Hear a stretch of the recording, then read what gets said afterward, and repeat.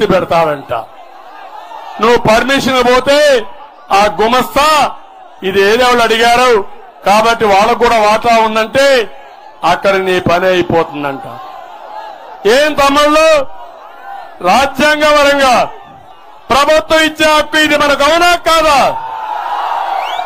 ఇది సొంతంగా సంపాదించిన ఆస్తి అవునా కాదా?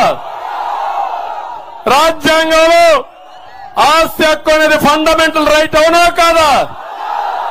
ఆ ఫండమెంటల్ రైట్ తీసేస్తానంటే మీరు ఓర్చుకుంటారా అని అడుగుతున్నా.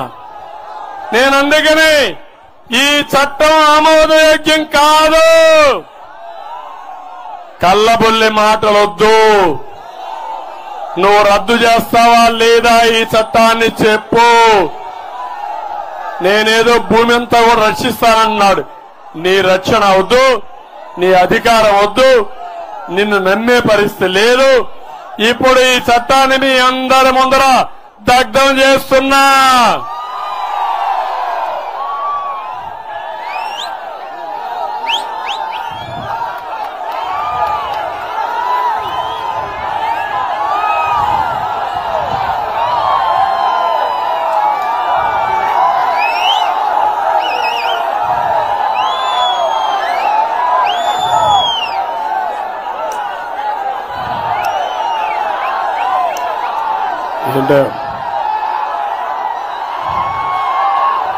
చాలా గట్టిగా ఉంది ఇది.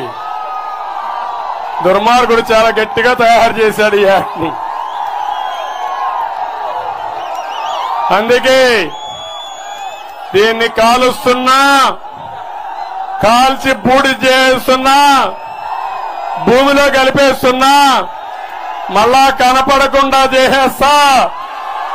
నేను వచ్చిన వెంటనే రెండో సంతకం ఈ చట్టాన్ని రద్దు చేయడం 24 గంటల్లో చేస్తా. మీరేం చేస్తారు తమ్ముళ్ళు? రేపు ఫ్యాన్ కూరేస్తారా లేదా? మీ మెడకు ఉరేయాలనుకున్న వ్యక్తికి ఆ ఫ్యాన్ కూరేసి శాశ్వతంగా భూస్థాపితం చేస్తారని చెప్పండి తమ్ముళ్ళు అని అడుగుతున్నా. గట్టిగా చప్పట్లు కొట్టండి. ఈ మంట కనపడిందా మీకు? ఈ మంట మీ గుండెల్లో మంటగా తయారైపోతుంది రేపు భవిష్యత్తులో.